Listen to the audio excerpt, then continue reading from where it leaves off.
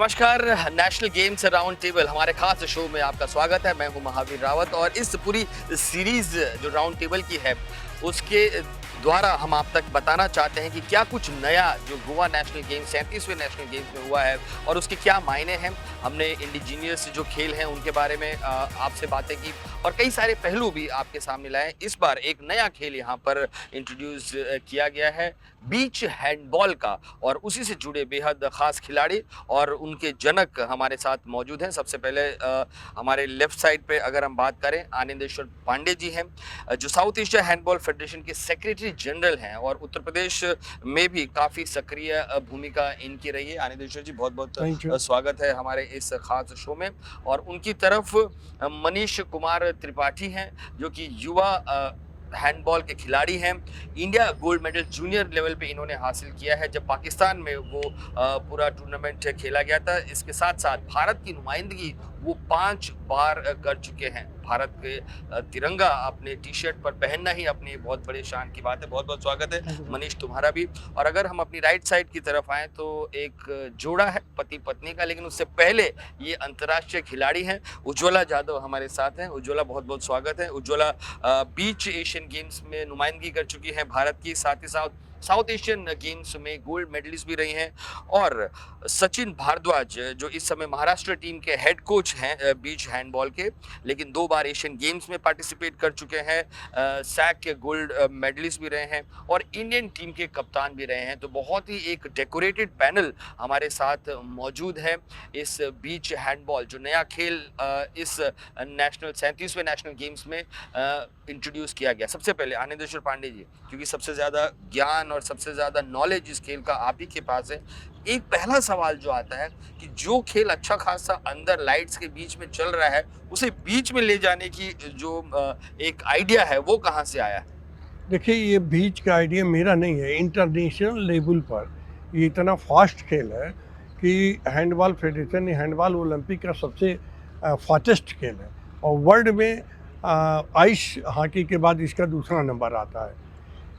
ये चूँकि इसके ग्राउंड कम हैं, 20 बाई 40 के होते हैं, बीच के और छोटे होते हैं, तो जो बाहर जो प्रैक्टिस के लिए जब इस खेल को बीच में खेलते थे तो बीच में जब खेलते थे तो उसमें आइडिया आया कि ये तो बीच गेम, जैसे बीच वॉलीबॉल हुआ, बीच और गेम हुए, तो बीच का ये गेम काफ़ी पॉपुलर हो जाता है और ख़ासकर ये यूरोपियन कंट्रीज़ में खेला जाता है।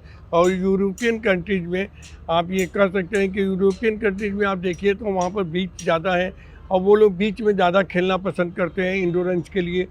तो अब ये अभी यूथ ओलंपिक में भी आपका ये था, यूथ ओलंपिक में इसको इंट्रोड्यूस किया गया, ओलंपिक खेल हुआ। अभी एशियन गेम में भी है और पिछले एशियन गेम में भी हुआ, एशियन चैम्पियनशिप भी हुई बीच की। अब बीच हैंडबॉल हम लोगों ने शुरू किया 2014 से।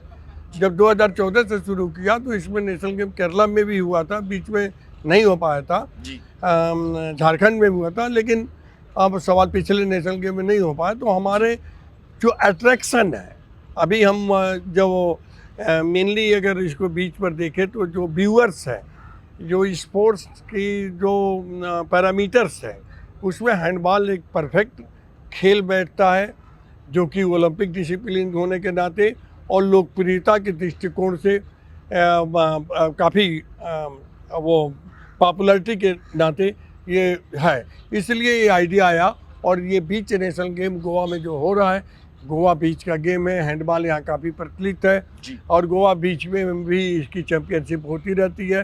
तो गोवा में ये काफ़ी लोकप्रिय था, यहाँ के लोगों ने भी पूरी जोर लगाई कि नहीं, बीच हैंडबॉल होना ही चाहिए। तो बीच हैंडबॉल हो रहा है तो हमें समझते हैं कि आप इसके व्यूअर्स भी, दर्शक भी इससे काफ़ी उत्साहित और अपना आनंद ले रहे हैं। मनीष, एक सवाल, क्योंकि तुम इस पैनल में सबसे जूनियर हो, खिलाड़ी भी तुम अभी हो, एक सवाल आता है कि अब जो हैंडबॉल है वो बीच हैंडबॉल को नए युवा कैसे देख रहे हैं, या इसे वो कंफ्यूजन देख रहे हैं कि हम अंदर हैंडबॉल करें या बीच में जो इस गेम को अपनाएं। क्या युवा खिलाड़ियों में इस खेल को असमंजस है या फिर वो उत्साहित है?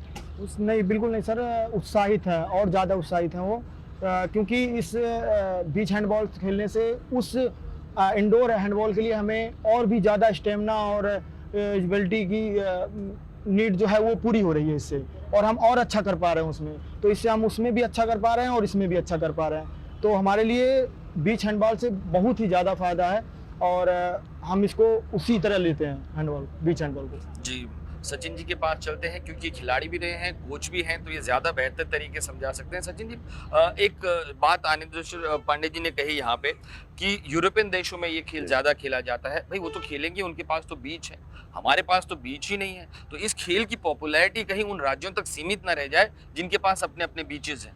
हाँ सर, लेकिन सर अभी बीच नहीं है, पर गांव में हर जगह नदी है, कहीं न कहीं नीचे नदी है तो रेत रहेगा हमेशा, और रेत रहेगा तो आप प्रैक्टिस कर सकते हैं। हम लोग गांव से डिपेंड करते हैं, गांव में ही रह के हम लोग प्रैक्टिस किए, बीच हैंडबॉल प्रैक्टिस किए और नेशनल खेले, नेशनल से भी इंटरनेशनल खेले।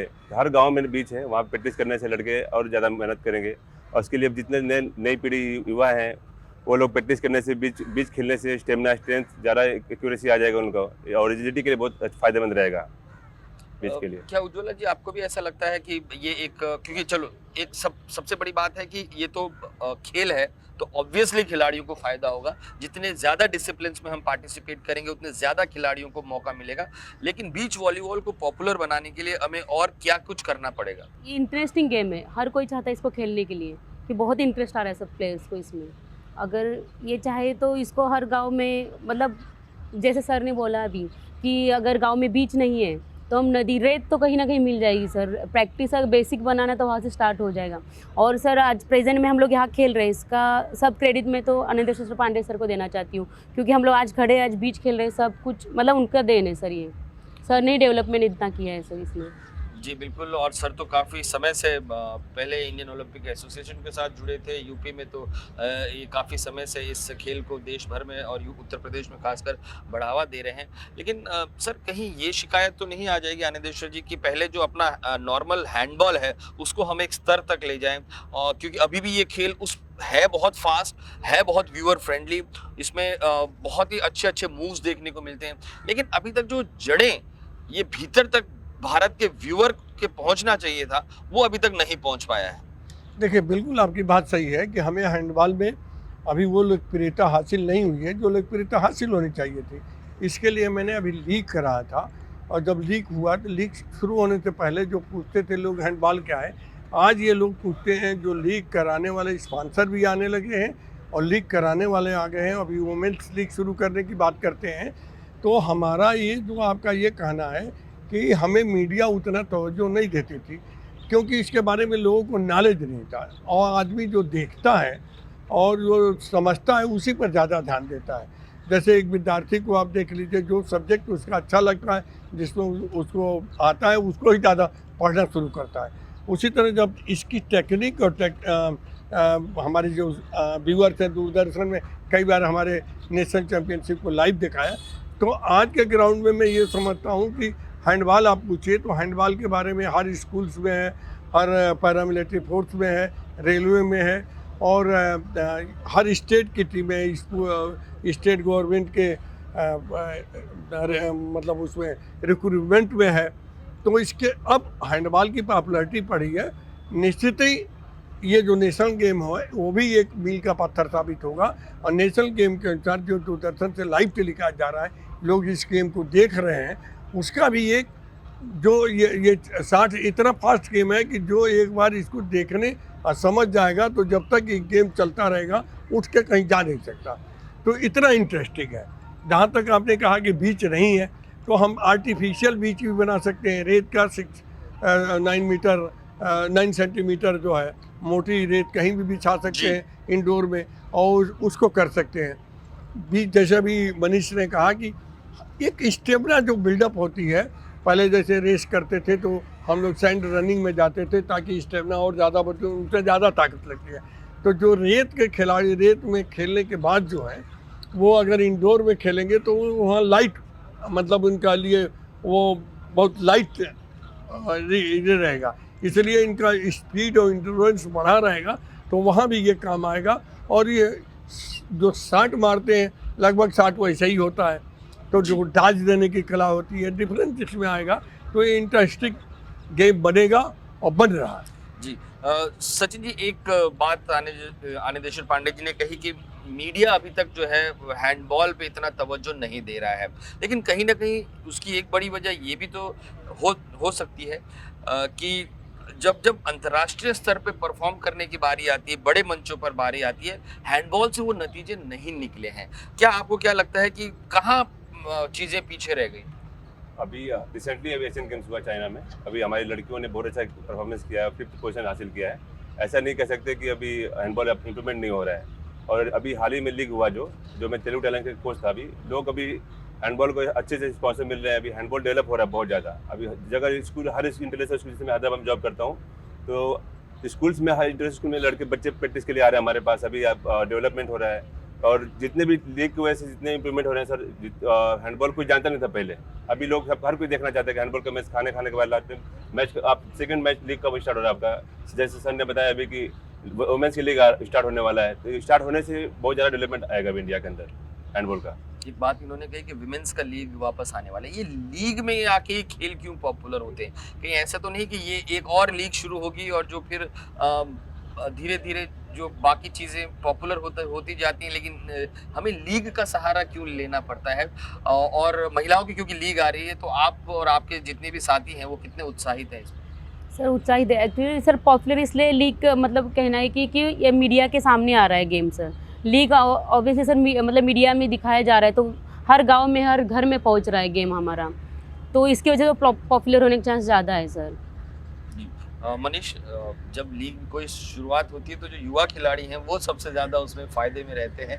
आपको लगता है कि युवाओं के लिए जो खासकर अभी हैंडबॉल शुरू कर रहे हैं, या फिर 16, 17, 18, 19, 20 साल की जो कैटेगरी है, वो बहुत एक्साइटेड हैं? क्योंकि अभी सर ने कहा कि उन्होंने लीग शुरू की और बहुत अच्छा क्वालिटी ऑफ हैंडबॉल वहाँ पर देखने को मिला। जी सर, लीग से सर बहुत ही ज़्यादा फ़ायदा है हम जैसे युवाओं को, क्योंकि सर लीग हम प्लेयरों को, जो प्लेयर कहीं किसी कारणवश नहीं, मान लीजिए परफॉर्मेंस उनकी दिख पा रही है, वो भी उसमें अच्छा करना दिखते हैं। और सर के प्रयासों से जो लीग हुई है वो बहुत ही अच्छा हुआ, और जिसके वजह से सर लीग में हमारा हैंडबॉल और हमारे हैंडबॉल के काफ़ी प्लेयर, और जिनसे हमारा हैंडबॉल काफ़ी डेवलप कर रहा है। और ऐसे ही अगर सर होता रहा तो एक दिन हम भी सारे गेमों के लगभग बराबर पहुँचेंगे सर। और हैंडबॉल सर लीग में स्पॉन्सरशिप हमसे जुड़ेंगे, हमारी टीमों से जुड़ेंगे, प्लेयरों से जुड़ेंगे, तो कहीं ना कहीं हर प्लेयर, हर टीम मजबूत होगी सर। उज्ज्वला, इस बार जो पहली बार बीच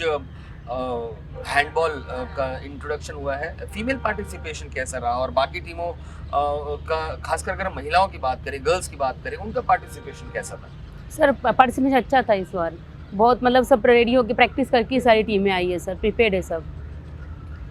जैसे कभी नए खेल के लिए असमंजस होता है, ऐसा कुछ फीमेल्स में देखने को मिला? सर एक आध दो टीम में है, लेकिन अदरवाइज बाकी टीमें अच्छा परफॉर्मेंस दे रही है सर। जी, तो अच्छा रिस्पांस फीमेल से आ रहा है। और क्या क्या आनंदेश्वर जी पाइपलाइन में है कि एक नया खेल हम लेके आए हैं, नेशनल गेम्स में हम सबको दिखा भी रहे हैं, लेकिन और इसको किस तरीके से आगे बढ़ाया जाए? क्योंकि एक, जैसे आपने समस्या का समाधान बताया कि ज़रूरी नहीं कि हर जगह बीच हो, आप कहीं भी इसमें प्रैक्टिस कर सकते हैं, आर्टिफिशियल सैंड एक इसका ऑप्शन है, लेकिन क्या हमारे जो कोचेज़ हैं उनको ट्रेन करने के लिए कोई व्यवस्था है? क्योंकि जो जब तक ट्रेन द ट्रेनर्स, जबकि कोचेज़ अच्छे नहीं होंगे, तब तक ग्राउंड लेवल से जो है वो अच्छे खिलाड़ी उभर कर नहीं सामने आ सकते। देखिए, अभी हमारी 2 तारीख को इंटरनेशनल हैंडबॉल फेडरेशन की मीटिंग थी, जिसमें फर्स्ट टाइम इंडिया का नाम आया, और अपने आम सभा में जो जनरल असेंबली कहा जाता है उसमें इंडिया का नाम आया, और उन्होंने तारीफ़ किया प्रेसिडेंट के इंटरनेशनल हैंडबॉल के, इंडिया ग्रोइंग कर रहा है हैंडबॉल में। बेसिकली ये इंडोर गेम है, टेराफ्लेक्स में खेला जाता है, हमारे वहाँ इंडोर नहीं आउटडोर में खेलते हैं, तो इसलिए हमारे बच्चे जब इंडोर में जाते हैं, टेराफ्लेक्स नहीं होता है। अभी इंडोर देखिए, टेराफ्लेक्स में केवल 3-4 है, इतने बड़ी कंट्री में 3-4 केवल इंडोर स्टेडियम है, इंडोर टेराफ्लेक्स है जहाँ हैंडबॉल होता है। तो जब हम अपना रिजल्ट देना चाहेंगे तो हम चाहेंगे कि गवर्नमेंट इसको ज़्यादा से ज़्यादा, अभी गवर्नमेंट इसको प्रायोरिटी गेम में नहीं लेती है, जब गवर्नमेंट प्रायोरिटी गेम में लेगी और जैसे और लोगों को जो टॉप सुविधाएं मिलती हैं, उनको बूस्टअप मिलती है, अगर उस तरह से मिले, लड़कों को कोचिंग मिले, तो टैलेंट की कमी नहीं है। लड़कियां हमारी वर्ल्ड चैम्पियनशिप में गई हैं, बीच में हमने एशियन चैम्पियनशिप में भाग लिया है, और हमने एशियन चैम्पियनशिप में मेडल भी लिया थाईलैंड में खेल के। वो जहाँ पर हमने वियतनाम को हराया है। तो ऐसे जगहों पर हमारे बच्चियाँ, उनके अंदर सब कुछ टैलेंट है, सब कुछ है। लेकिन जहाँ तक आप कोचेज के सवाल कर रहे हैं, हम इंटरनेशनल फेडरेशन के टच में हैं, एशियन फेडरेशन के टच में हैं। हमें कोचेज और ट्रेनर उपलब्ध कराने के लिए वो तैयार है। हम ज़्यादा से ज़्यादा अपने कोचों को ट्रेन करेंगे, स्कूल्स गेम को ट्रेन करेंगे। और जब सबसे बड़ी बात आप लीग की बात करें, क्यों आकर्षित होते हैं, तो लीग इसलिए आकर्षित होते हैं कि यंग खिलाड़ियों को पैसा दिखता है। लीग में अगर कोई खिलाड़ी टॉप लगता है तो ऑक्शन जब होता है तो कोई खिलाड़ी 10 लाख में बिकता है, कोई खिलाड़ी 5 लाख में बिकता है, तो 1 लाख में बिकता है। आज क्रिकेट में पैसा है, इसलिए इतना ज़्यादा पॉपुलर है। कल जब हैंडबॉल में भी इतना पैसा आने लगेगा तो हैंडबॉल के खिलाड़ी भी आइकॉन हो जाएंगे, क्योंकि आजकल ग्लैमर पैसे से आता है। और किसी की मार्केट वैल्यू कितनी होती है, मार्केट वैल्यू जिसकी जितनी होगी उसके पास उतने स्पॉन्सर आएंगे। जब स्पॉन्सर आएंगे तो उस खिलाड़ी को फ़ायदा होगा, जब खिलाड़ी को फ़ायदा होगा तो गेम का फ़ायदा होगा। तो ये सब एक को रिलेटेड है एक चीज़ें। तो ऐसा कह सकते हैं कि जिस तरीके से ललित मोदी साहब ने आईपीएल बनाया, आनंदेश्वर पांडे जी एक नया एक हैंडबॉल को लेकर जो है, हैंडबॉल के ललित मोदी जी आप हो जाएंगे। अब मैं तो ये नहीं जानता कि मोदी जी तो बड़े बड़े आदमी है, क्रिकेट बहुत ज़्यादा पॉपुलर है। मेरी कोशिश यही है कि हैंडबॉल गेम निश्चित है एक दिन अपनी ऊंचाई को प्राप्त करेगा। हैंडबॉल के जो खिलाड़ी हैं लाभान्वित होंगे। हैंडबॉल खिलाड़ी जहाँ निकलेंगे सड़कों पर देखें यह हैंडबॉल का खिलाड़ी है, इसलिए इतना बढ़िया खेला। और जब उससे लोग ऑटोग्राफ लेना शुरू करेंगे उस समय मैं समझूंगा कि मेरी मेहनत सार्थक हुई और हैंडबॉल इंडिया में लोकप्रिय हो। जी बिल्कुल, भगवान करे आपकी ज़बान पर सरस्वती इस समय बैठे, क्योंकि हम भी चाहते हैं कि हैंडबॉल का खेल, जैसे आपने कहा कि एक बार अगर कोई देख लेता है तो वो उस एरिना से बाहर नहीं जाता है। सचिन जी, इस बार नेशनल गेम्स में हम गोवा की आपको बात पूछना चाहेंगे कि आपने इतने, क्योंकि नेशनल गेम्स खेले हैं, इस बार आप हेड कोच रहे हैं। गोवा का 11,000 करीब एथलीट्स आना और बीच यहाँ पे बहुत ज़्यादा है, तो आप एज एन एथलीट भी इंटरेस्टेड होंगे? और क्योंकि बीचेस यहाँ पे ज़्यादा है, यहाँ पे एक अच्छा डेस्टिनेशन बन सकता है ये बीच वॉलीबॉल, माफ़ कीजिए बीच हैंडबॉल का। तो आपकी ने ये जो नेशनल गेम्स देखे हैं, क्या आपका पहला रिएक्शन रहा? यहाँ पे देख के जो एडमिनिस्ट्रेशन बहुत अच्छा था यहाँ पे, और बीच जिस हिसाब से यहाँ पे बीच के पास में टूर्नामेंट हो रहा है और जो लोग यहाँ पे देखने के लिए आ रहे हैं, फिर जो आ रही है देखने के लिए, सब बहुत अच्छा है। यहाँ के लोग भी बहुत हेल्पफुल हैं और अच्छे से बात कर रहे हैं, और फूड वगैरह यहाँ पे अच्छा है, घूमने के लिए डेस्टिनेशन बहुत अच्छा है यहाँ पे, व्यूज बहुत अच्छे हैं यहाँ पे। और प्लस जो यहाँ पे जो टीमें हैं जो ठहरने के लिए विलेज है, वो भी बहुत अच्छा दिया गया है यहाँ पे हम लोग को। मतलब काफ़ी गवर्नमेंट ने यहाँ बहुत अच्छा काम किया हम लोग के लिए, स्पोर्ट्स के लिए। मनीष, थोड़ा एक्साइटमेंट था कि गोवा जा रहे हैं बीच वॉलीबॉल खेलने, क्योंकि गोवा में अपना आप एक, और आप तो युवा हैं, कहीं फिर आपने घूमे यहाँ मैदान के अलावा? नहीं, एक्चुअली सर अभी तो नहीं घूमे, क्योंकि सारा फोकस हमारा गेम के ऊपर ही है। और अभी जब नहीं, ऐसा जरूरी नहीं कि सर बैठे हैं तो छुपा लो कि हम घूमने नहीं गए हैं। अगर घूमने गए हो तो बता सकते हैं कि हाँ, जगह मत बताना कौन सी जगह घूमने गए, लेकिन अगर घूमने गए तो बता सकते हैं। नहीं, जो ऑर्गेनाइजेशन है सर यहाँ के, उसके द्वारा हमें बहुत अच्छी सुविधाएं दी गई हैं, जिससे हमें जहाँ घूमने जाना है वहाँ पे ही सुविधाएं दी गई हैं। तो हमें ज़्यादा कोई परेशानी नहीं हो रही है कि वहाँ घूमने जाना है या जो भी है, क्योंकि जहाँ लोग घूमने जा रहे हैं वहीं पे हमारे होटल वगैरह या जो भी चीज़ें हैं वो सारी चीज़ें वहाँ पर उपलब्ध हैं। तो सर ऐसा कुछ नहीं है, और अच्छी, मतलब काफ़ी अच्छा लग रहा है, काफ़ी अच्छे से नेशनल गेम्स हो रहे हैं, और अभी सारा तो फोकस गेम पे ही है सर। ये ठीक नहीं, आपके जो स्टूडेंट हैं वो आपसे डर रहे हैं, बता रहे हैं अच्छी बात कुछ नहीं, मैं तो मजाक कर रहा हूं, मैं लाइटर वेट में बात कर रहा हूं। मैं आपको बता दूं कि 20 साल पहले भी मैं आया था, नेशनल चैंपियनशिप हुई थी। तो जब हम लोग आते थे तो यही होता था गोवा चलेंगे। हिंदुस्तान का जब गोवा नेशनल गेम अलाट हुआ तो मैं भी इंडियन ओलंपिक में था, और इस अलाट कराने में मैंने एक महत्वपूर्ण कड़ी उसमें निभाया था कि गोवा में चले। पूरा हिंदुस्तान चाहता है गोवा चलें, डिले खेल हो रहा था, लेकिन आखिर हम लोगों को संशय हो रहा था कि होगा कि नहीं होगा। लेकिन गोवा नेशनल गेम हो भी गया, अब तो समाप्ति की तरफ है, और बहुत अच्छे तरह से हो गया, हर जगह बड़ी बिना किसी कंप्लेंट के हो गया। तो ये एक बात आप कर सकते हो कि गोवा एक टूरिस्ट प्लेस है। हिंदुस्तान का हर खिलाड़ी एक बार चाहता है कि हम ऐसे जगह जाएं, थोड़ा सा मौज मस्ती भी हो। और निश्चित है कि हो सकता है कि ये मुझसे शर्मा रहा हो, आपकी बात सही है, और कई भी है। अब बहुत से बच्चे बोल नहीं पा रहे हैं, तो आपने गलती किया, मुझको इनके साथ बैठा दिया। नहीं, वैसे कोई मुझसे भी पूछता कि तुम गोवा में क्या कर रहे हो, मैं कहता हूँ मैं सिर्फ काम कर रहा हूँ। तो मैं समझता हूँ कि जब ये बात आती है। सचिन जी, आप जो आपके एक टीम लेके आए हैं, उस टीम के तो हम मानते हैं कि हौसले काफी बुलंद है, बाकी सारे बच्चों में भी आपने क्या वो टैलेंट देखा कि हम बीच हैंडबॉल में भी वो कमाल कर सकते हैं, अच्छे रिजल्ट्स हम इंटरनेशनल लेवल पर ला सकते हैं? बिल्कुल, जो अभी नए लड़के हैं, नए युवा खेल रहे हैं, बहुत अच्छा प्रैक्टिस करके आए लोग, कैंप लगा के सभी आए हैं तकरीबन। और में से कुछ लड़के जो बहुत इंटरनेशनल लेवल में जाने के लिए बहुत अच्छे हैं, जो उनको इंडिया टीम से रिप्रेजेंट कर सकते हैं और हमारा फ्यूचर जाके आगे जाके ब्राइट हो। कैंप लगाने से क्या होगा कि थोड़ा मौका मिलेगा उनको जब नेशनल लेवल पे, तो अच्छा हो जाएगा, डाइट अच्छा रहेगा, कैंप अच्छा कोच रहेंगे, अच्छा कोच के अंदर प्रैक्टिस करेंगे, हालांकि बहुत रिजल्ट आने का चांस रहेगा इंडिया टीम का। उज्ज्वला, अगर हम फीमेल पार्टिसिपेशन, आपने कहा कि बहुत अच्छा पार्टिसिपेशन रहा, लेकिन जब आपके समय में हैंडबॉल था और आज की अगर हम बात करें हैंडबॉल में, कितना इजी एक्सेस फीमेल खिलाड़ियों के लिए हो गया है? अब उनके पास सोशल मीडिया है, उनके पास बाहर के टूर्नामेंट्स देखने, जानने, समझने के मौके हैं। यस सर, पहले के अकॉर्डिंग सर अभी इंडिया की टीम अपनी बहुत ज़्यादा जाती है बाहर खेलने के लिए, पहले इतने नहीं जाते थे टूर्स। अब सर के देन है कि अभी मतलब ये साल में 4 से 5 टूर हो जाते हैं बच्चों के, तो अभी बहुत चांस मिल रहा है बच्चों को बाहर खेलने का और बहुत ज़्यादा डेवलप हो गया है पहले से हैंडबॉल। गेम इम्प्रूव बहुत ज़्यादा हो चुका है। होता क्या है बाहर जाने से? क्या एक्सपोजर मिलता है या विदेशी टीमें जो अच्छी टीमें खेलती हैं उनको कॉपी करके हम कुछ और अपना स्टाइल चेंज कर सकते हैं? होता क्या है जब हमें एक्सपोजर ज़्यादा मिलता है? सर बाहर खेलने से हमको ऑब्वियसली सर अब कुछ सीखने को ही मिलता है, जाके वहाँ से कुछ सीख के आते हैं और कंटिन्यू जितनी जब बाहर जाने मतलब खेलने मिल रहा है तो बच्चों का ऑटोमेटिक इंडोर मिल रहा है, बॉल्स सुविधा अच्छा हो रहा है, सब कुछ प्रैक्टिस लग रहा है, प्रॉपर कैंप लग रहे हैं, तो उससे गेम इम्प्रूव हो चुका है सर।